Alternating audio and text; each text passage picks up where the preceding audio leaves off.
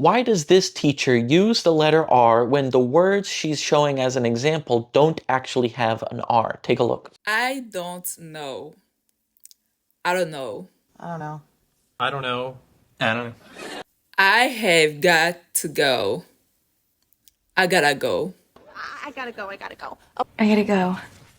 I gotta go. This is actually a really interesting and really clever use of writing to teach speaking. She's using the letter R to represent what actually is an R sound, but not in English. But in most world languages, probably the most common use of the letter R is to represent an alveolar tap, which is formed by simply tapping the tip of your tongue to your alveolar ridge. Ara. It's not a D because that's a plosive. You need to pause for just a moment. And it's not a trilled R like R. You can't maintain it. It only happens once and very quickly. We do have that sound in English, particularly North American English, but it's usually an allophone of D or T. Think of the sound in the middle of words like butter or rudder. It's that sound. Or like the one in the examples that she's giving. I don't know. When you speak quickly, it's really a tap, not a D. I gotta go. It's a tap, not a T. And I often say that spelling or writing isn't the real language, it's just a representation, which is true, but when you're learning a second language as an adult, you often do it by reading. And when people read certain letters, they often associate them with the sound that they represent in their native language. And because the alveolar tap is an allophone and doesn't have its own letter in English, you can say, don't worry about the spelling right now. Just try to pronounce it like these letters would be pronounced with your native sounds. And then suddenly somebody who might be struggling saying something like, I don't know, can see the other representation and pronounce it, I don't know. And it sounds a lot closer to the way native speakers pronounce it quickly, right? So for most people learning English, the R in their native language probably represents that sound, and that's why she's using it in the examples. What other ways do you spell things to help people learn how to pronounce things when they're learning another language? Let us know.